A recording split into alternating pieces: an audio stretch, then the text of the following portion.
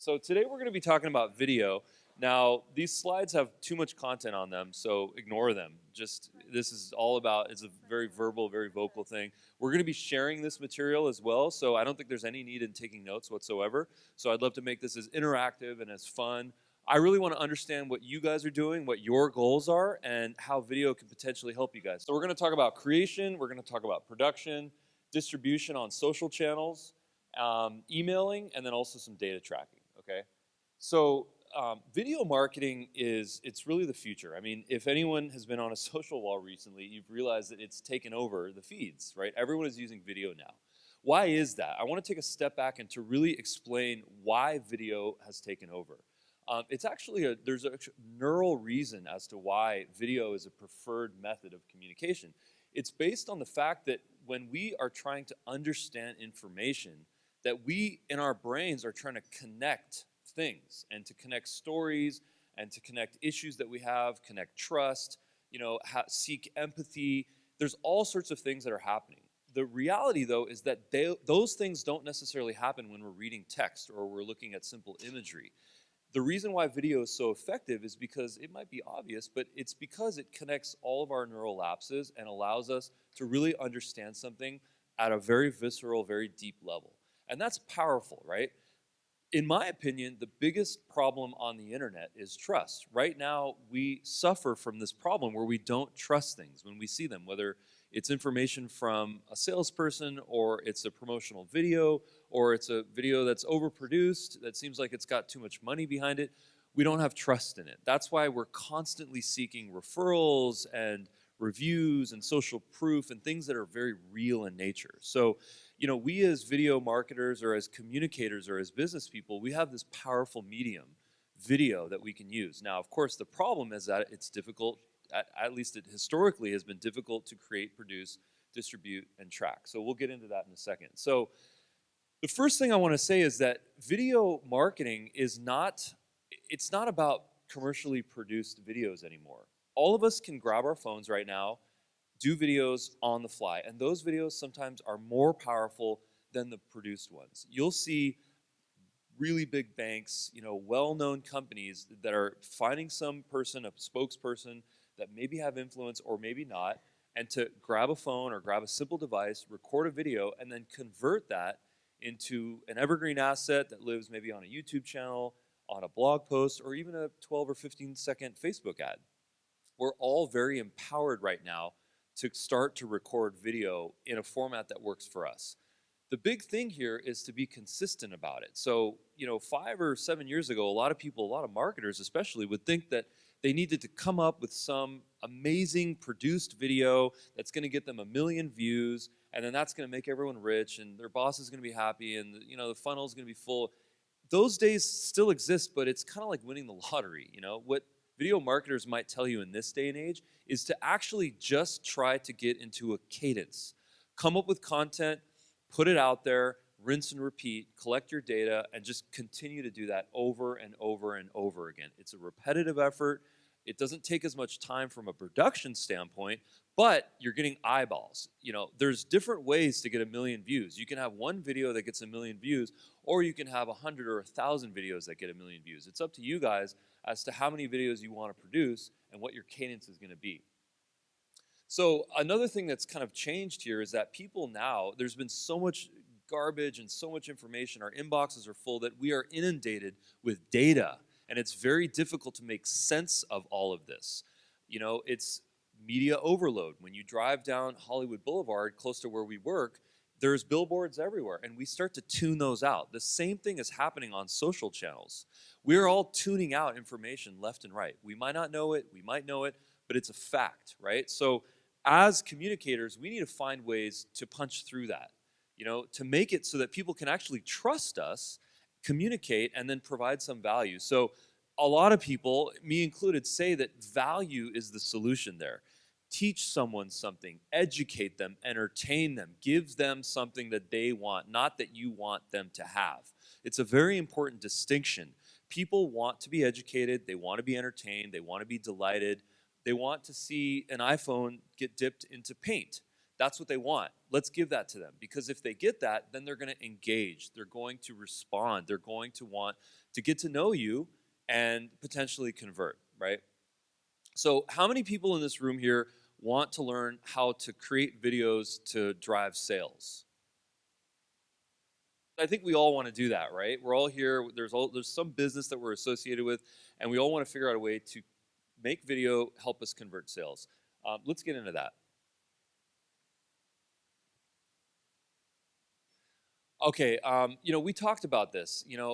Video production does not have to be overproduced anymore. In fact, sometimes that can hurt you, right? Because what it does is that it puts a layer between you and the viewer that makes them think that you are inaccessible, that you're overpriced, that you're corporate America. Brands now are associating with individuals. The people are really the new brands. If you look at all these great companies, they're finding a spokesperson. It could be an employee, it could be a hired gun, it could be someone that represents them as a company. And then the startups, the smaller companies that have taken off and grown, have had faces to represent those brands. So, we as individuals, we as small business owners or up and coming or even larger companies, we have the ability to leverage the human asset, the human element, the human storytelling capability to go and connect with people using video. That does not require an expensive video. Another thing that's critically important here is that I can't tell you how many times I see this where people have a video that don't have a funnel in mind. They don't have a call to action. There's a video, there's an expression, there's no empathy, there's no path to a conversion. Very important to think about that. Now, I don't think that should be the first thing. I think that should be one of the things. But it is important to realize that when you create a video that you are moving people down a funnel and give them a clear call to action. People would actually prefer to have a clear call to action than have something be evasive or misunderstood or something that's a little bit difficult to kind of, really pinpoint. Commercial production, just a little backstory here.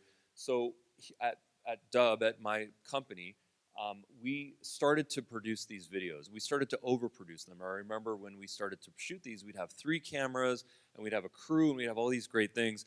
And we realized that it was not scalable, and it would take us a long time to get these done because there was editing and production and post-production and sound and all sorts of stuff. And what we realized was that we just needed to start shooting, and we needed to start putting our content on all social channels, and that's where we saw a lot more lift. And quite frankly, it just released a lot of toll and a lot of stress from us. Thank you, Ruben. Huge round of applause for Ruben for the first half. He'll be back up. Awesome. So, distribution. So just a little bit about my background. I started making videos at the age of 10 years old. I found a Macintosh computer, first GarageBand, which was audio editing, and then iMovie, which was video editing. And I just loved it. It was my passion. I just made weird little videos. When I discovered you could reverse a video, my mind was blown. I could make a whole bunch of marbles fly up into the air, and it was an amazing moment for me. And that was wow, the power of this. I can essentially manipulate time, and I can manipulate reality. And so I kept doing that, and then Twitter came out, and 11 years ago I joined Twitter, and I was on there, and just the intersection of technology and content, I was like, wow, this is so cool. And as it kept going, this kind of content ended up becoming the pillar of what digital marketing is. Now that's kind of at the center of all this. And I didn't actually go into marketing initially. At the age of 16, I was on film sets through family connections, because in LA, it's all about who you know. I was able to kind of weasel my own way onto film sets, start doing data management and DIT, which is basically backing up data, working my way up, assistant editor, then editing, which is my passion. And so I've seen firsthand the scale of what content creation used to be. Huge teams. I remember doing this one commercial shoot. It was 15 seconds long. Someone just walking up and being like, "Hello, how you doing?" And it took a huge team, a truck, hundreds of thousands of dollars. A micro budget film is considered $250,000. So, and that was what 7 years ago. In that time, everything has completely changed, and I've witnessed that.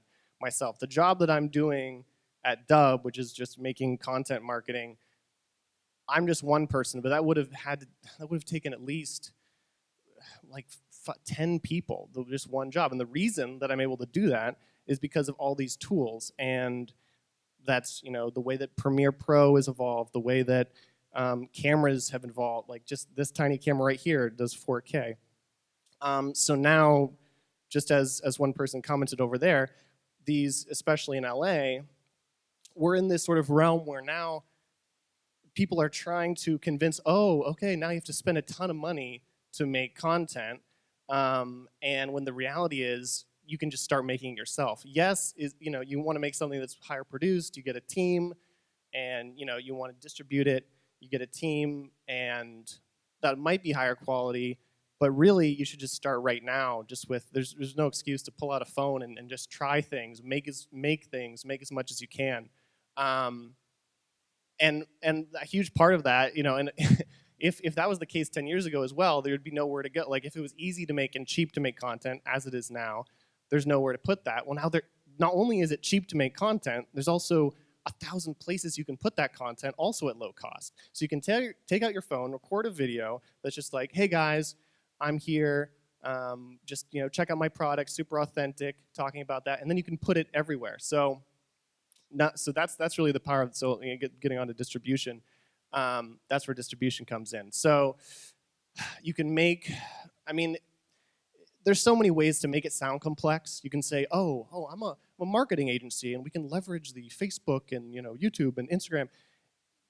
Yes, you can do all that, but it really it comes down to just simple, basic tenets of what works nowadays as far as distribution. Just consistency, quality, and getting out as many places as possible, and not being locked into the old models. So if you were like, okay, YouTube, you found out about YouTube, you started posting that for 5 years, then an app called Vine comes around, you don't go on that, maybe you missed that whole wave, and then of course Vine shuts down, so you're like, oh, well, good thing I didn't get into Vine. Well, someone else who decided to choose Vine, decided to take a chance on that app, they could have used the kind of organic growth that happened on that platform and parlayed that into all the other channels.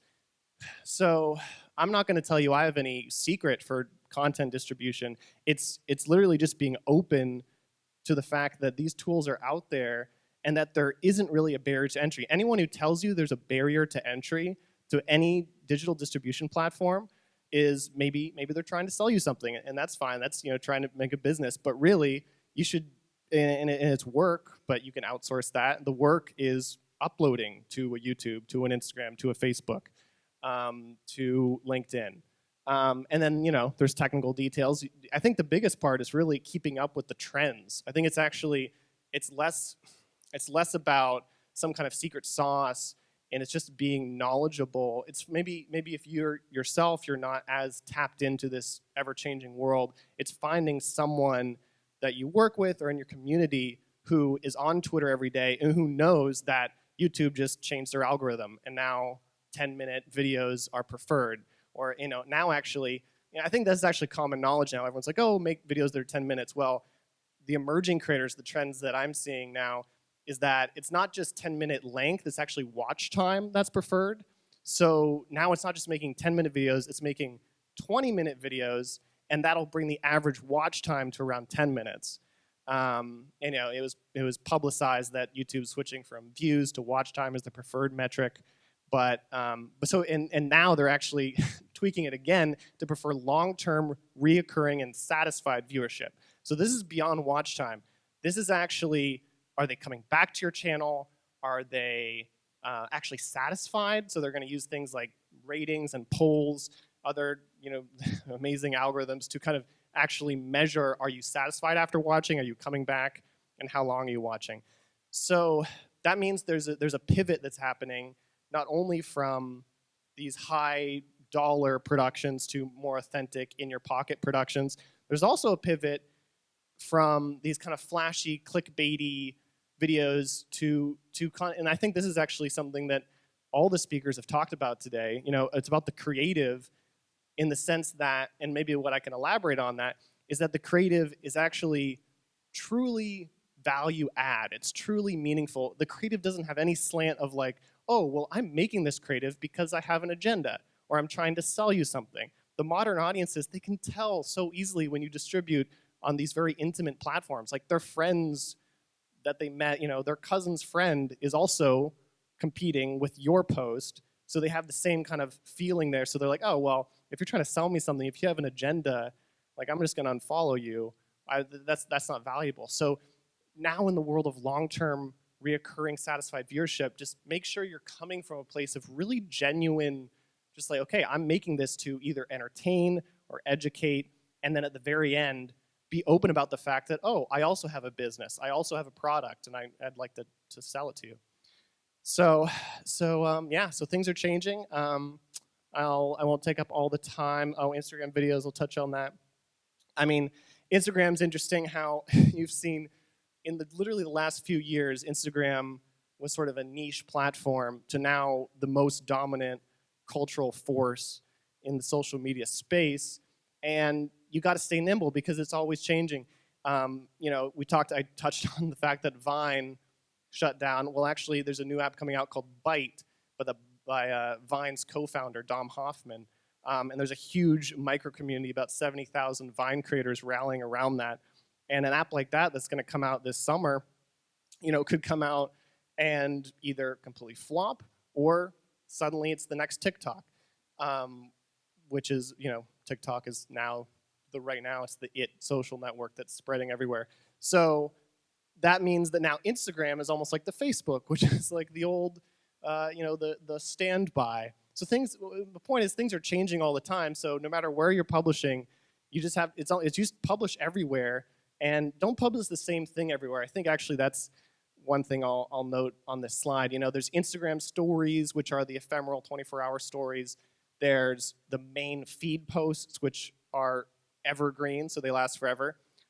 You might think, oh, well, I made a YouTube video. I'll just cut that into, parse it into a Instagram story, and then I'll also post that to Instagram, and maybe I'll also post that same video on LinkedIn. Now, that'll save you time producing, but in the world where you can take out your phone and just hit record and make more content, there's no reason not to. There's no reason not to create individual assets for every single platform and every single feature on that platform. So create a unique Instagram story, create a unique TikTok video, create a unique Twitter post. And then you'll stand out. Any other slides? Oh, emailing video. Actually, yeah, let's see with Darius. This is Darius Santos from Dubb. Thank you for my time. Hello, everyone. All right, so we've talked a little bit about some more generic things on like a higher level. What we're going to do now is just kind of dive into some specifics of how to begin incorporating video into emails. And there's going to be a couple of other slides that really I'm going to talk about some specific best practices and things like that. So the idea here is obviously you can't attach videos into emails themselves. You can't embed an entire video in an email. There's typically an attachment limit of like 25 megabytes. Which would be just a few seconds of HD video or 1080 or even 720p. So you can't attach a video itself into an email, but the best practice in the industry now is typically a link to the video, and you want to make that link as attractive as possible. This day and age, people are very hesitant to click links, even if they're from a trusted source, because what's to say that your account didn't get hacked and you're sending malicious links through your email. So people are very hesitant to click links. And so in replacement of a link, your best bet is to do some type of previews, like a preview image, whether that's a thumbnail image or what actually we do within our company is use animated GIFs. So what that is like a little 3-second loop, or actually you can change the length of that GIF as long as you want. But the idea is to use an animated preview inside of the email that's really gonna help click-through rates tremendously. By giving a preview of the video, you can give like your best part of the video to make that email look as interesting as possible. And you can even use like a custom GIF, so the preview itself doesn't have to be related to the video. So obviously if the video is just kind of a talking head, maybe you want to make the thumbnail a bit more interesting than that, whatever that might be. So we don't have any examples of really cool GIFs here in the slides, but we use a bunch of different ones in our own emails and our drip sequences. So whenever you're trying to incorporate a video into an email, this is best done by giving an animated preview. Just tons of studies out there have shown that it's going to drive the highest click-through rates. So whether that's using a service, like there's plenty of free ones out there, you can generate GIFs of your own. A platform like ours does that automatically. So when you're attaching videos into emails, that link is going to then go to the video itself. So I think a lot of people will utilize, say, YouTube for a free video hosting service. And so, to be a link to a YouTube video and they click that, it takes them to the video where you may set that to private so that, that only that person can view it, or only the person with the link, or it may be a public video. But the idea there is that that's where the entire video would play. And so if you have something you're trying to communicate through, whether that's a visual element or just your interpersonal communication, you wanted to, put a name to a face to the name, really it doesn't matter what the purpose of the video is. The idea is that it's going to go to that hosted source. There's also things like Vimeo and Wistia or Dubb, so you can have these videos hosted on any number of places. And the idea here is to get the most value out of where that video is hosted. So on YouTube, you can have things like click the link below, and you can have some hyperlink in the description, or you can say, or stay tuned, and or click over here. You can say things like that.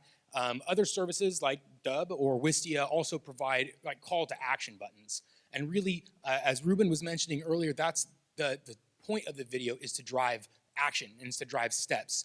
And so when you have clear, actionable next steps in the video or attached to the video, that's really where you're going to have the highest conversion rates. You're going to have the highest click-throughs there, because those steps, there's not any guesswork. They don't have to say, oh, well, I watched this video, now what? Or click this link.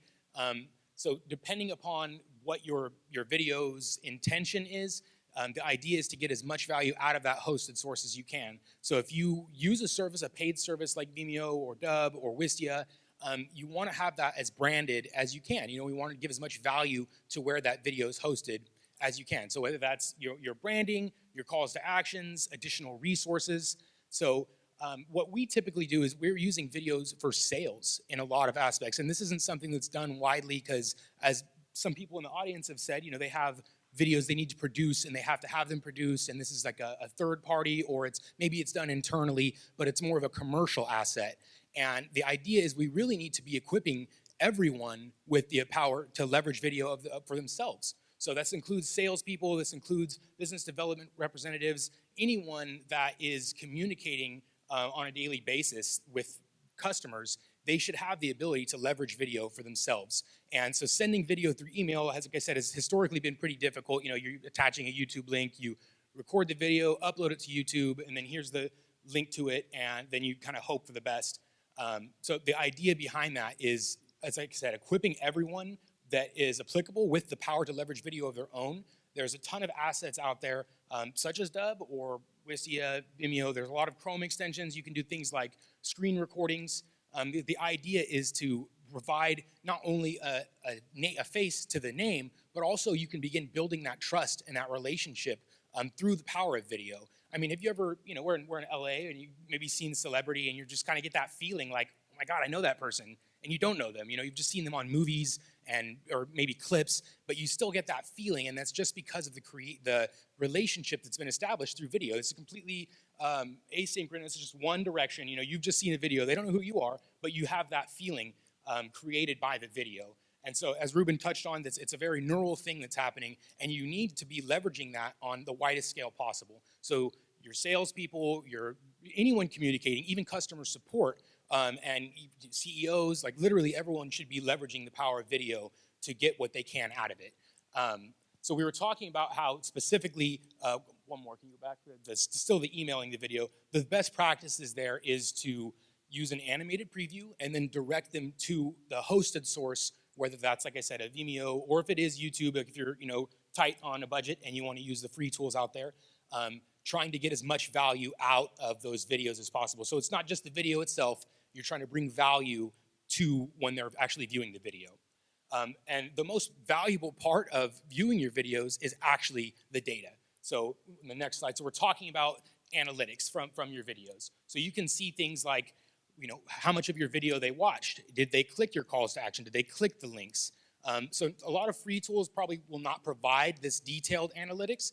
So if you plan on leveraging video, it's definitely in your best interest to have this information available. Sources like Dubb, Vimeo, Wistia, they do provide accurate, detailed reporting, and that data is what's going to help you really learn from your videos. You know, you're going to see drop-off rates, like say if they watch 50% of your video and that's a continued thing, then you realize that at some point in this video you're losing them and this video needs to be addressed, especially if that's a reoccurring asset, like this is an advertisement or it's a pitch video. Like a lot of salespeople, as I mentioned, equipping salespeople with video is going to be in everyone's best interest. They can begin to develop those relationships and they can get their personality across. And not only that, but they're going to be able to provide a visual element of anything like a screen recording. You know, so say instead of sending this long, boring email where you're trying to explain things and throw in screenshots, it's going to be much quicker and more efficient to just create a screen recording. You can include your face on there and say, hey, so we're talking about this line, this line, this line, and then attach that into an email to be sent out. And that's going to be, and you have the data reporting for that, so you can see when that prospect opened the video, what percentage of it that they watched. All those data points are really what helps you learn from your videos. Because if you're not learning, you're kind of stagnant. And if you're not growing, you know, if you're not growing your what you're actually doing in your videos, then that's gonna be not be beneficial. Sorry, I'm getting distracted from the time. Got it. 20 minutes. Thank you, sir. So the idea here is to begin leveraging video. I mean, if you're not already, this is definitely something you should be looking into. There's a tremendous push. So something like Cisco says 80% of all internet traffic is video. By 2020, it's going to be as high as 90%.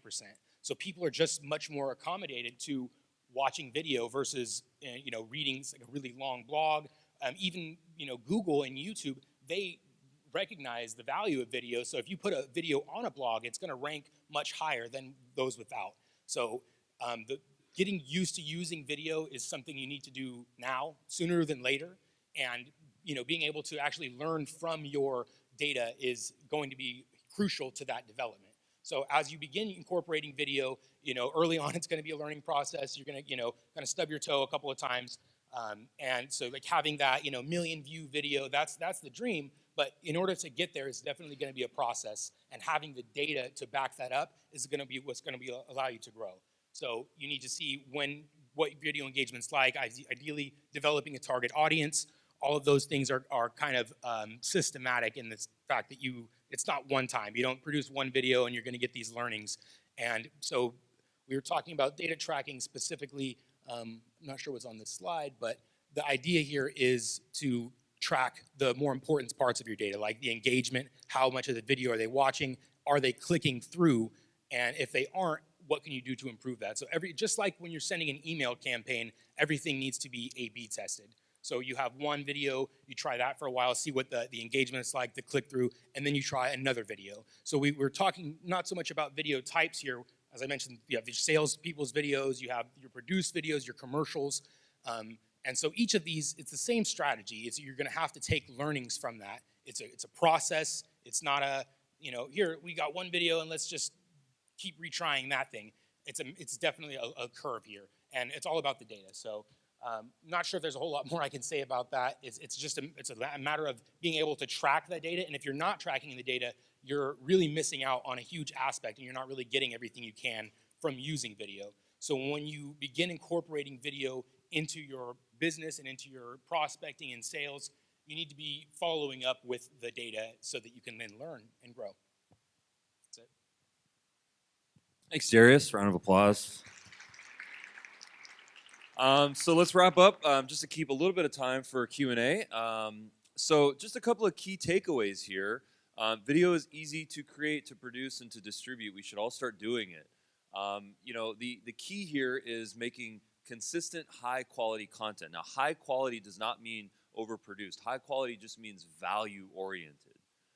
The second thing is that, you know, it's all about the storytelling. It's what people really, truly connect to. It's a human being that's sharing a story, that's expressing empathy, that's addressing some sort of a pain point and potentially providing a solution. That sequence works. It's worked since the dawn of time, and it will continue to work as long as it's honest and authentic. Each platform, each channel deserves its own content. Instagram is now pushing square-shaped videos and now 9:16 format size. whereas YouTube, as Shannon mentioned, is promoting longer format, 16 by 9. Facebook is sort of starts at the 6 to 12 second mark and then goes up to the 2-minute mark, 16 by 9 or square or 9 by 16. The point is that every channel has its own parameters, and we should understand what those parameters are and create content to be able to place on those. Email is a powerful means of still sending videos.